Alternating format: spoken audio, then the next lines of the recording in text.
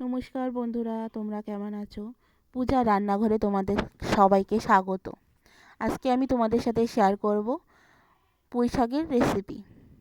এই পুঁই শাকের রেসিপিটা খেতে অসাধারণ হয়। আমার ভিডিওটা ভালো লাগলে লাইক, শেয়ার, কমেন্ট করে বলো কেমন হয়েছে। আমার এই রেসিপি তৈরি করার জন্য আমি এখানে নিয়ে নিয়েছি বেগুন,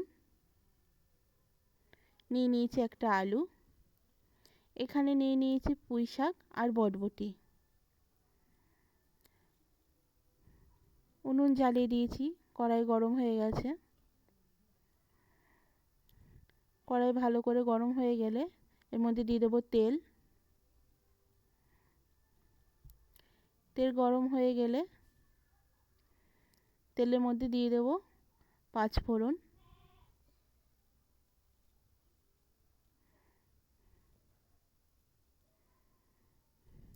দিয়ে দেবো কাঁচা লঙ্কা,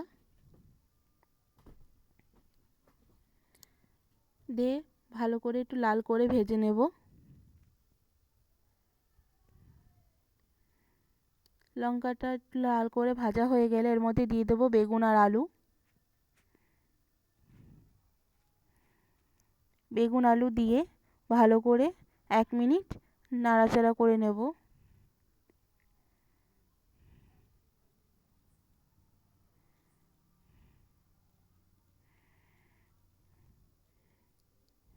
ভালো করে নাড়াচাড়া করা হয়ে গেলে এর মধ্যে দিয়ে দেবো হলুদ, দিয়ে দেবো স্বাদ পরিমাণ লবণ, দিয়ে 2 মিনিট কষিয়ে নেব। কষানো হয়ে গেছে, দিয়ে দেবো এর মধ্যে বরবটি আর পুঁই শাক।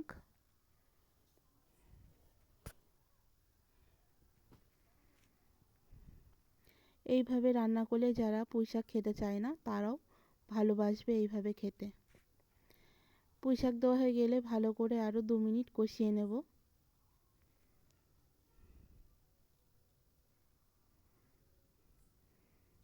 কষানো হয়ে গেছে, এবার এর মধ্যে দিয়ে দেবো সামান্য পরিমাণ জল।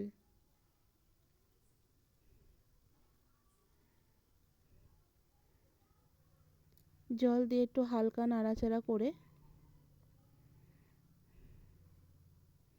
এবার এটা ঢেকে দেব।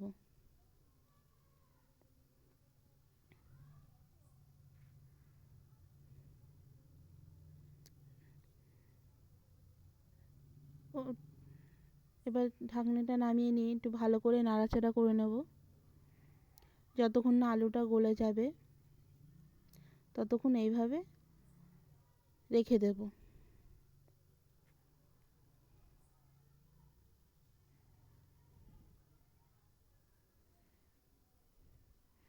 দেখো কালারটা কত সুন্দর হয়েছে।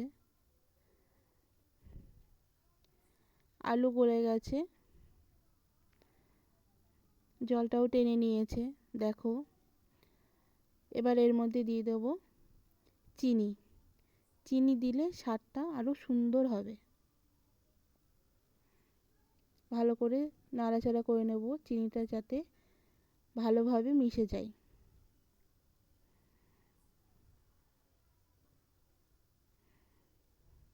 দেখো আমার রেসিপিটা তৈরি হয়ে গেছে। এবার আমি এটা নামিয়ে নেব। দেখো আমি নামিয়ে নিয়েছি, কত সুন্দর লাগছে।